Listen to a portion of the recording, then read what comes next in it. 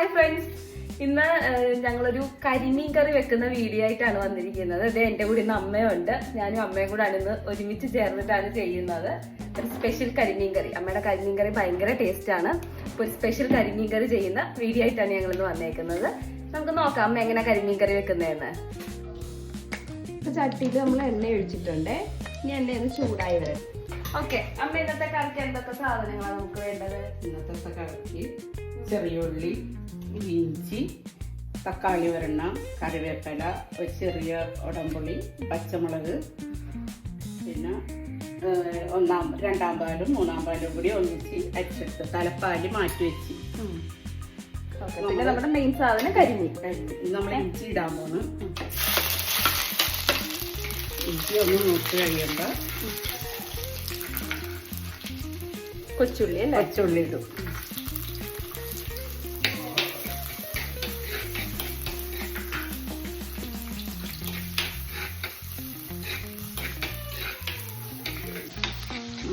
ഉപ്പ് പെട്ടെന്ന് വാടാൻ വേണ്ടിയിട്ട് നമ്മൾ ഉപ്പിടും.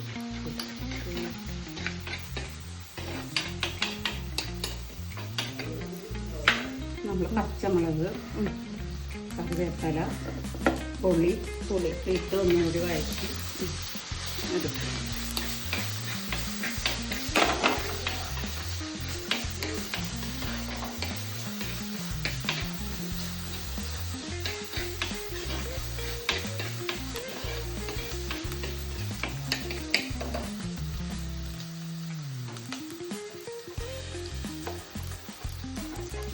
മഞ്ഞൾപ്പൊടി അല്ലേ? മഞ്ഞൾപ്പൊടി, മുളക് പൊടി. നമ്മളിതിന് മല്ലിപ്പൊടി ഇടില്ല. ഈ കറിക്ക് മല്ലിപ്പൊടി ഇല്ല. തേങ്ങാപ്പാല് വെറുതെ മല്ലിപ്പൊടി ഒന്നും ഇടാം. മല്ലിപ്പൊടി ഇടുന്ന ആൾക്കാരുണ്ട്, ഇടില്ല. അത് മൂത്ത് കഴിയുമ്പോൾ തക്കാളി ഇടും.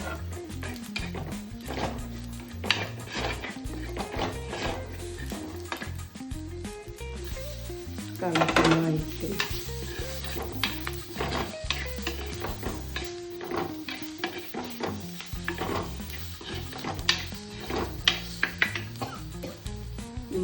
മൂന്നാം പാലും രണ്ടാം പാലും കൂടി ഒന്നിച്ച് ഒഴിച്ചിട്ട് വന്നു.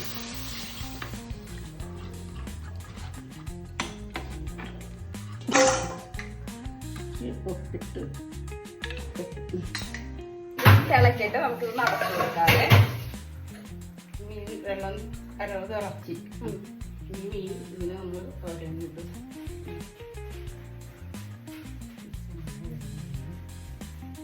ഓരോ മീനായിട്ട് ഇട്ട് കൊടുക്കും അല്ലേ?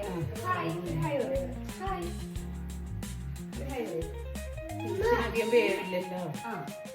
അധികം വേവില്ല. ഒരു 2-3 തിള.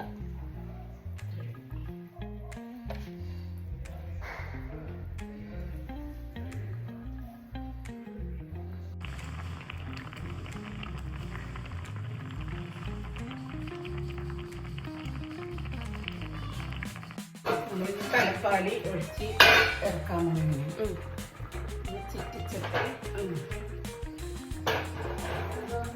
തലപ്പാൽ ഒഴിച്ച് നമ്മൾ ഇറക്കും.